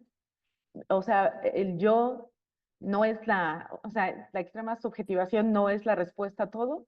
Y también creo que es súper importante porque al final Levi Strauss lo que dice es que la carnita del asunto, por así decirlo, es el relato, es la historia, la oralidad, lo que dicen los pueblos. Entonces, ¿cómo podemos construir el pensamiento? ¿Cómo podemos, bueno, salirnos de la casa del ser? O sea, no, todo este tipo de cosas, si no escuchamos el relato del otro, ¿no? Entonces, creo que esta escucha constante de Levi Strauss, que es poética, ¿no? O sea, invita mucho a la filosofía a sustraerse también de sí misma, a extrañarse de sí misma y salir al encuentro del otro, aunque los filósofos siempre decimos, ah, sí, el encuentro del otro, y con cuántos otros dialogas filosofía, ¿no? O sea, bueno, ay, no sé. O sea, y entonces, estos relatos son los que explican, ¿no? O sea, nos permiten entender toda esta cuestión simbólica de la cual también somos parte, ¿no? Entonces creo que Levi Strauss y toda la implicación simbólica que él presenta también nos insta a seguir pensando en colectivo, ¿no? O sea, y mencionabas el resto de las entidades, donde, pues sí, la colectividad no solamente son les humanos, o sea, ¿no? Entonces, sigue insistiendo como en esta parte, ¿no? Entonces, creo que también hay que seguirlo leyendo para que seguir cuestionando la implicación de los humanismos, ¿no? O sea, entonces, y bueno, o sea, las cosas, los aportes y las cosas que tendríamos que cuestionar de manera objetiva, bueno, si es que eso se puede hacer, pero ver cómo estos efectos me impactan y cómo desde ahí yo tengo que descubrirme en todo este proceso para poder seguir externando, ¿no? Entonces creo que eso también permite la lectura de Levi Strauss como esta parte metodológica muy rigurosa, ¿no? Que tuvo, pero también esta parte de denuncia de la occidentalidad es un mito, ¿no? La supremacía es un mito, los mitos griegos tienen ahí variantes que no podemos considerar porque ya están muy manoseados, o sea, o sea, todas estas cuestiones, el eurocentrismo también ahí está, o sea, entonces sigue él como insistiendo desde ahí y creo que por eso es como muy importante que todos sus herederos, herederas y herederes están siempre en esta disputa sobre esto de si hay grupos privilegiados o narrativas privilegiadas, también sigue siendo un mito, ¿no? Entonces creo que Levi-Strauss está en toda esa parte. Muchas gracias, Mariana, y le damos la palabra a Carlos. Adelante. ¿Por qué es necesario seguir leyendo a Levi Strauss? Pues diría de al menos como dos puntos. El primero, muy enfocado a por qué seguir leyendo Tristes Trópicos, que es por la cuestión reflexiva, por situar al investigador, al antropólogo, como una persona en ese lugar y todas estas que a lo largo del libro nos narra, estas peripecias, aventuras, desventuras, momentos incómodos, momentos difíciles, momentos alegres, pues se repiten constantemente. No es como que, ok, a lo mejor no vamos a ir a la selva de Brasil, pero podemos aprender mucho de esta manera de entender al investigador como una persona, como un ser que tiene que hacer estas cosas. Yo leyendo el libro me cansaba al pensar estos relatos en que decía que tenían que desmontar a los bueyes para pasar un río y volverlos a acomodar y volverlos a desmontar como ocho veces en el día, yo me imagino, pues, a qué nivel pues, de cansancio y de aburrimiento puede llegar. Y el mismo Levi-Strauss, con lo honesto que es en este libro, en algunos capítulos, nos demuestra eso, que dice, bueno, es que yo ya también estaba aburrido, ya no sabía qué hacer, se cuestiona qué estoy haciendo aquí, esa cuestión, esa pregunta de qué estoy yo haciendo aquí, siendo que realmente casi en cualquier disciplina puede atacarnos, pero me parece que en la antropología luego, pues luego lo asalta a uno esa pregunta con bastante crueldad. Y por la otro lado, guiándome un poquito por esta forma en la que Levi-Strauss ve que y menciona como que llegó demasiado tarde a, a estos pueblos, menciona cómo él iba así súper ilusionado de que no, voy a ir a Brasil, al mundo tropical y todo, cuando va en el barco y narra como este viaje que tuvo, llega y dice, wow, llegué como 500 años más tarde de lo que me hubiera a mí gustado llegar, y aún así admite, y aún si hubiera llegado 500 años antes, no habría visto todo lo que se podía ver y lo que me gustaría ver. Siento que hoy en día esa perspectiva es muy interesante porque con la velocidad a la que están moviéndose las cosas en el mundo entero, pues parece que estamos llegando más tarde con llegar 2 días después de cuando pasan las cosas y se dan los cambios. Pareciera que desde las ciencias sociales, cuando uno trata de estudiar o investigar algún cambio, algún fenómeno, pues en lo que uno está extendiendo el brazo para tomarlo, ya cambió. Y me parece que, pues, si bien para Levi-Strauss esta diferencia tan radical, este otro, se presentaba por una distancia geográfica, hoy en día, obviamente la distancia geográfica sigue siendo un factor muy importante, pero la cuestión del tiempo, y sobre todo el tiempo hacia adelante, ver hacia el futuro, nos extraña a nosotros mismos. O sea, muchas veces el otro también somos nosotros mismos, pero el día de mañana.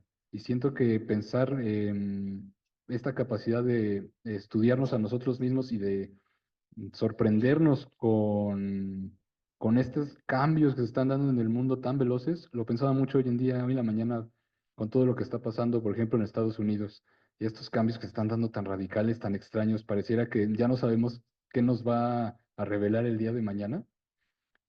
Bueno, pues Levi Strauss nos puede recordar que esta como melancolía, esta nostalgia de que, ok, no nos tenemos que perder de lo que está pasando, y porque esta diferencia con nosotros mismos ya le está marcando más el tiempo.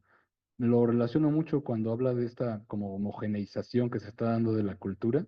Él lo dijo en los 50, no creo, o sea, este señor pues vivió muchos años, pero pues ya hoy en día, ¿qué nos diría de nuestro mundo actual sobre esta homogeneización que se está dando y sobre estos cambios tan diminutos, pero que pueden ser tan importantes estudiarlos para no desalentarnos y decir, bueno, ya todo está perdido? Y finalmente, pues siento que como un pensador de frontera, pues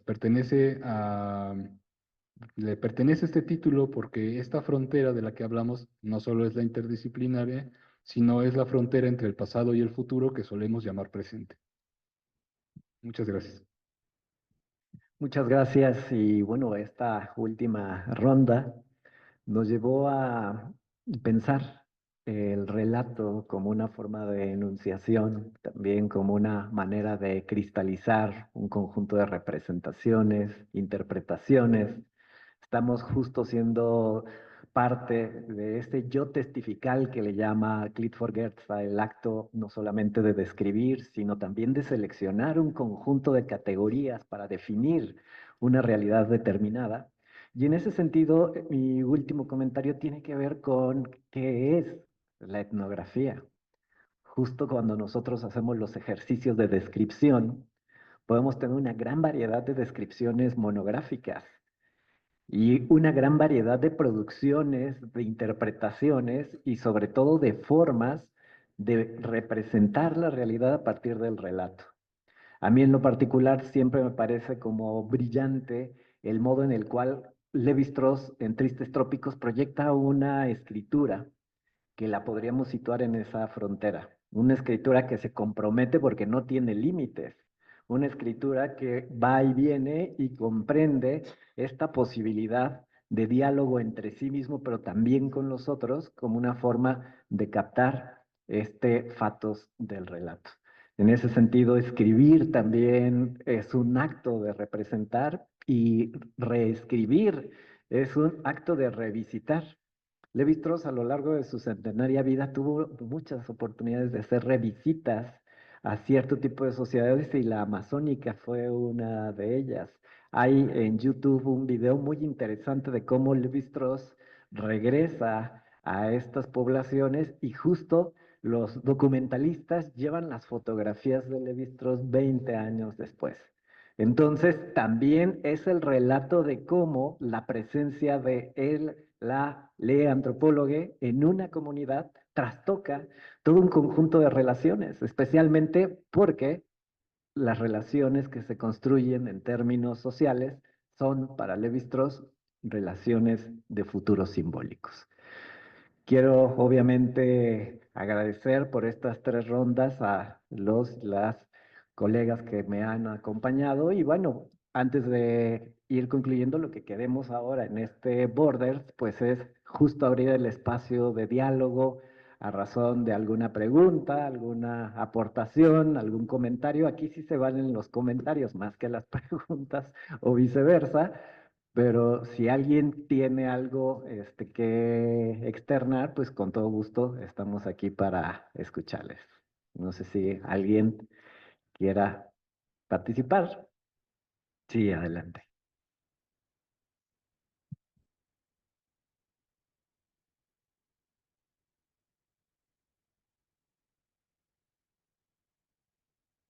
Bueno, quiero felicitar a este Borders. Me encantó haberlo escuchado y bueno, ya se suma a una serie de Borders que han venido viendo y que se siguen planeando. Y efectivamente no es una pregunta, es un comentario cortitito. Esto que comentaba Mariana de Levi-Strauss escapando de la filosofía y que luego muchas veces en la antropología a veces andamos queriendo hacer esas fugas. Yo ayer, nada más así, a modo de anécdota, volví a caer en esta alegoría de la caverna de Platón y es, bueno, pues nada, uno se la pasa dando vueltas en ese círculo. Y mi otro comentario es recuperando el Borders anterior, que fue sobre Judith Butler. Judith Butler también es una gran lectora de Levi-Strauss y ella, por ejemplo, retoma la prohibición del incesto para hablar precisamente de aquello que se concibe como natural, finalmente es un producto sociocultural y que por lo tanto la prohibición del incesto no se presentaría de manera universal en todos los pueblos del mundo o se presentaría de manera diferente. Y entonces, bueno, Judith Butler toma este caso junto con otros más precisamente para empezar a desmontar este orden sociocultural que se vive de manera natural. Entonces, tal como decías, pues Levi-Strauss nos deja en mucho, pues estas como, bueno, dejo esto aquí y me retiro lentamente a ver quién lo toma. Bueno, pues así es como muchos autores posteriormente han venido tomando eso que nos fue dejando sobre la mesa. Y pues nuevamente felicitarles por este Borders.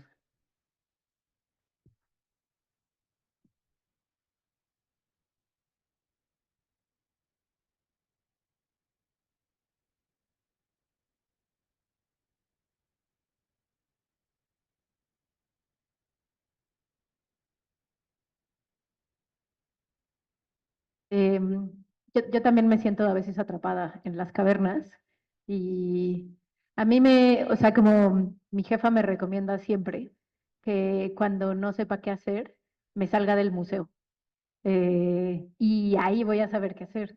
Entonces, o sea, creo que estas como encuentros con otras disciplinas, con otras prácticas, pues sí, como que dan aire. Eh, yo soy del equipo de los que se empantana, pero hay que salirnos a otro lado. Bueno, o sea, muchas gracias por el comentario y sí, creo que mm, o no, bueno, a mí me sucedió que cuando estaba leyendo le decía a Carla así de, o sea, mira todas mis copias y no, todo es, y no sé por dónde, ¿no? O sea, pero, porque es mucho y de repente uno, pues, bueno, a mí me sucede que digo, ya, o sea, todo está mal, todo es una construcción social, o todo es metafísica. Entonces, pero al final de cuentas, o sea, este tema de Levi-Strauss y toda la implicación que tuvo, porque literal su pensamiento fue una bomba, o sea, detonó muchísimas cosas. Y ahorita pensando, tienes toda la razón, o sea, Judith Butler también hizo una súper reflexión a partir de él, y creo que todas estas pensadoras, eh, pues han dialogado muy fuerte. Creo que desde la petición de vamos a abrir esto, o sea, sigue siendo, ¿cómo decirlo? Esta contradicción entre lo estático y lo dinámico es lo que sigue abriendo todos estos espacios.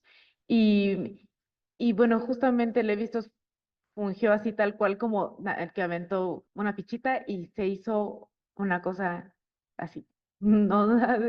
Y, y yo creo personalmente, y a mí me gusta muchísimo toda la cuestión de los feminismos, es que eh, mm, podemos regresar y vamos a encontrar algo que para más pistas, ¿no? O sea, como que como buen etnógrafo siguió muchas pistas, muchos indicios, era como un investigador privado gigante, no sé, Levi-Strauss, así me lo imaginaba, así como con una lupa por todos lados, ¿no? Así buscando, pero justo en esas búsquedas, o sea, cada búsqueda fue un encuentro para quienes llegamos y tocamos la puerta, ¿no? Entonces se puede abrir un montón de cosas, o sea, él tiene ahí como, sí me lo imagino como en los cuentos, ¿no? Es una casita con un montón de cosas, y uno llega y entonces dependiendo de lo que uno tome, pues es como hacia donde quisieras virar, ¿no? Y creo que en ese sentido, pues todos nos volvemos apátridas y viajeros, o sea, no, vamos, venimos, regresamos. Y pues de repente yo estoy también entre la caverna de Platón y luego regreso a los feminismos y luego me estoy peleando con los poshumanismos y entonces ya me duele mucho la cabeza y ya mejor lo dejo, ¿no? Porque ya no hay retorno, o sea, es así, ¿no? Entonces, es la perdición justo así, tal cual. Y ya uno termina en terapia, ¿no? Entonces, no sé. Pero bueno, muchas gracias. Muy bien, estaba justo pensando un poco esta recomendación de cuando no sepas qué hacer, salte del museo.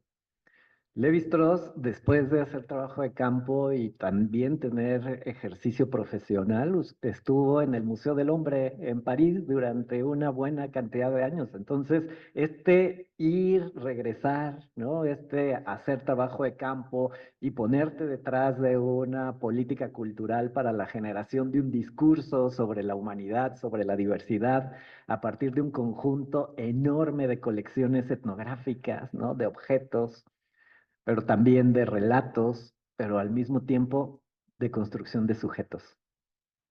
Justo para la teoría estructural de Levi-Strauss, la idea principal de los intercambios trascienden siempre entre los símbolos, los objetos y los sujetos. Sin embargo, a partir de ahí, ¿qué se hace con los objetos? ¿Qué se hace con los símbolos? ¿Qué se hace con los sujetos? Es hoy en día una de las preguntas fuertes que se encuentran más allá de las ciencias sociales y las humanidades, reflexionando, por ejemplo, cómo hoy en día se critica las colecciones etnográficas y justo se polemiza sobre el tema del saqueo, el colonialismo, la exfoliación y toda ella en nombre de la humanidad. No sé si Carlos quiere hacer un último comentario de este o alguien tiene más comentarios. Sí, adelante.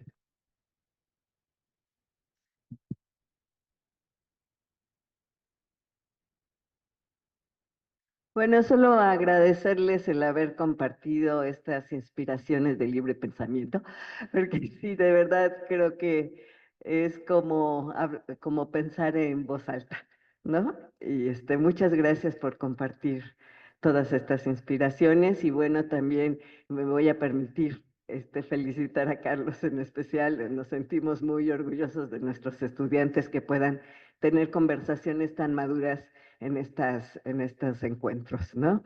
Y bueno, por supuesto, a toda esta organización de la mesa. Y solo eso quería decir. Gracias.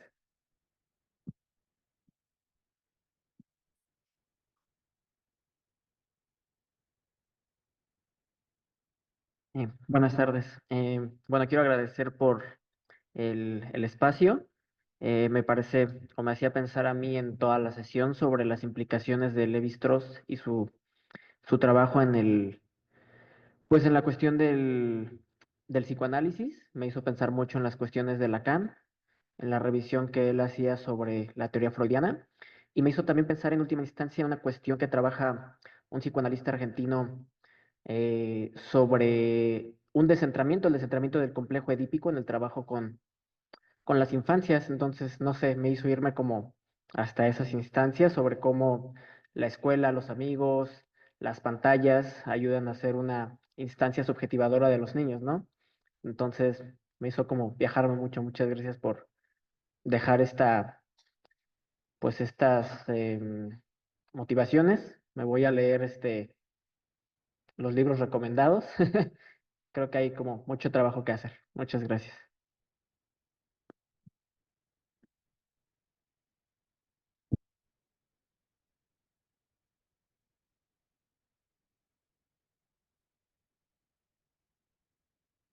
Y pues nada más agradecerle mucho a la doctora Betty por su comentario y pues sí, decir que la verdad, pues hoy aprendí mucho aquí en la mesa, sin más que vine a compartir un poco mi pensamiento, pero sobre todo a aprender y pues agradezco mucho.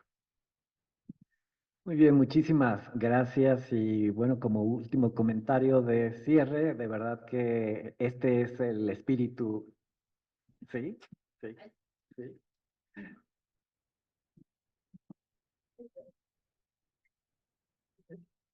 Perdón por interrumpir el cierre. Muchas gracias a todos. Como que me inspiró también a seguir hablando y poner sobre el papel un poco más de nosotros, porque creo que nos olvidamos mucho y con lo que estuve escuchando me dieron más ganas de agarrar el papel y salirme un poco más de la página, ¿no? De la estructura. Y ahorita me surgió una pregunta con respecto a la sumersión que hace Levi Strauss, como, bueno, más bien se apalabró desde ahí, como qué pasa con el rol de las personas investigadores, ¿no? Porque es algo que me he cuestionado muchísimo dentro de los estudios antropológicos, ¿no? Porque al final de cuentas es una cosa de, como de, pues sí, una cosa de poder, de poder hablar del otro, ¿no? Y bueno, ¿dónde está esta sumersión? Que si bien es vivir, que decía, ¿no? Como uno mismo hace estas cosas un poco absurdas de pagar dinero y ir a un lugar y habitar el lugar para ver cómo se siente habitar en ese mismo lugar, pero pagas más dinero por vivir una vida que, bueno, pero, ajá, me preguntaba eso, si la misma posición es un acto de, o sea, la misma posición de investigador es un mismo acto de subjetividad en el poder, ¿no? Como donde habría acaso una horizontalidad, no sé, tal vez.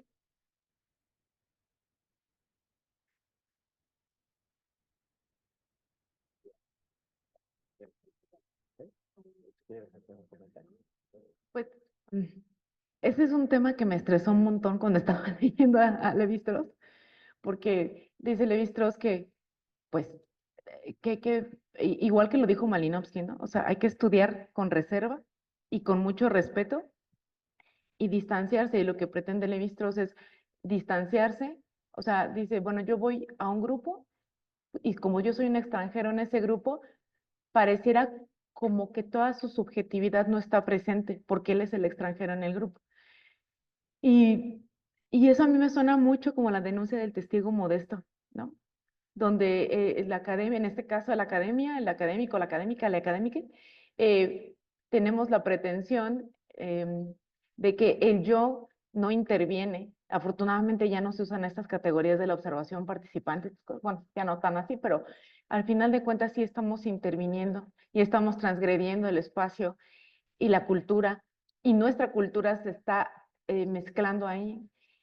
Y entonces creo que eh, es este tema, al final de cuentas, si no reconocemos que también somos testigos modestos desde la academia, pues seguimos haciendo violencia epistémica y el otro realmente se convierte en objeto, ¿no? Entonces, pues O sea, sí, o sea, entiendo que por el lenguaje de la época se le llame objeto de estudio, ¿no? Porque yo estoy tratando de analizar sus estructuras o las que se han generado, las que son subyacentes.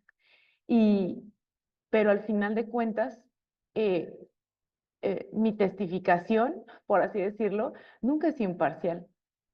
Entonces, creo que tendríamos que reflexionar en qué tan modestos somos, porque nuestro nivel de modestia es muy alto, creo. Entonces, eh, realmente al final de cuentas, no sé si en un sentido Foucaultiano sea casi como tener el poder y tomar al grupo y como amasijo y entonces así hacer lo que yo quiera, pero sí tengo el poder en la interpretación en el campo simbólico. Ahí sí yo tengo, bueno, yo no, o sea, quien hace este tipo de trabajos tiene el poder de decir por dónde va la interpretación y tiene el poder de decir, pues, si Edipo estaba determinado por todo, ¿no? Y no había manera de salvarse, ¿no? O sea, como en todos los mitos, ¿no? Pareciera que el héroe siempre muere, ¿no? Entonces, no sé si sea un atisbo de que el investigador siempre muere. No sé qué me está diciendo Levi-Strauss. Como que siento que Levi-Strauss ya me habla, en un sentido fantasmal. Aquí está como espectro Levi-Strauss y es espectral. Pero, pero sí, creo que yo en ese sentido sí pensaría que Levi-Strauss digo, no tenía por qué verlo, ¿no? Pero pues bueno, quizás no, o lo vislumbró y no lo sé, me aclararán los antropólogos, todos los que están aquí, si sí lo pudo ver donde él mismo reconoce eh, que, que ese testimonio que en apariencia tendría que ser imparcial, objetivo, científico, con una metodología donde descubre, experimenta y compara, porque eso es lo que él quiere hacer. O sea, en cada fase está su eurocentrismo, su colonialismo, está su antropología, está su sociología que está haciendo, está su literatura, está todo lo que es él ahí. Entonces, pues bueno, o sea, por eso a lo mejor es tan complejo. Él era complejo, ¿no? Entonces, no sé. Ya. Y quizá nada más un último comentario, y tiene que ver esto con los debates contemporáneos sobre las justicias epistémicas. Justo esta pregunta que muy puntual y brillante haces, sitúa en un debate, sobre todo en el giro ontológico de la antropología y también cuestionando estas relaciones de colonialidad que nos puede llevar hasta esta genealogía que hace Donna Haraway para hablar ya del pensamiento situado, ¿no? De decir desde dónde estoy mirando la realidad, desde dónde la construyo, desde dónde la describo y cuáles son las implicaciones de mi misma presencia en esos espacios. Una pregunta que nos seguimos debatiendo, seguimos haciendo, pero creo que lo que provoca Levi-Strauss con Tristes Trópicos es cada vez quitar este halo de objetividad que usualmente existía, de la invisibilización del investigador, y que hoy en día más bien estamos con la potencia del posicionamiento o del conocimiento situado para la descripción de la realidad. Así es que, bueno, quisiera aprovechar que tengo el micrófono, obviamente, para agradecerle a Mariana, agradecerle a Paulina, agradecerle a Carlos, pedirles a ustedes un gran aplauso para cada uno de ellos, reconocer que son nuestros estudiantes de filosofía, antropología, egresada de la maestría en antropología, y sobre todo ese es el espíritu de Borders, Pensadores de Frontera, tratar de desbordar no solamente los pasillos disciplinares, sino también establecer posibles rizomas, encuentros de conocimientos, y mes con mes estaremos justo replicando este espacio. Quiero aprovechar de parte de les organizadores de Borders para anunciar el próximo Borders del mes de marzo. Es a razón de Shirley Campbell Barr, Mujeres Afro, de la Emancipación a la Poesía. No se pierdan el próximo mes. Usualmente Borders lo hacemos a finales, la última semana de finales de mes, así es que muy pronto estaremos presentándoles nuestro cartel con maravillosos invitados. Muchísimas gracias a todos, a todas, a todos quienes han estado aquí en el aula magna de la Facultad de Filosofía, al comité organizador de estas de estas jornadas de difusión y divulgación de la antropología a la coordinación de la licenciatura de antropología, así como a el Centro de Investigaciones Interdisciplinarias. Muchísimas gracias y que tengan lindo devenir.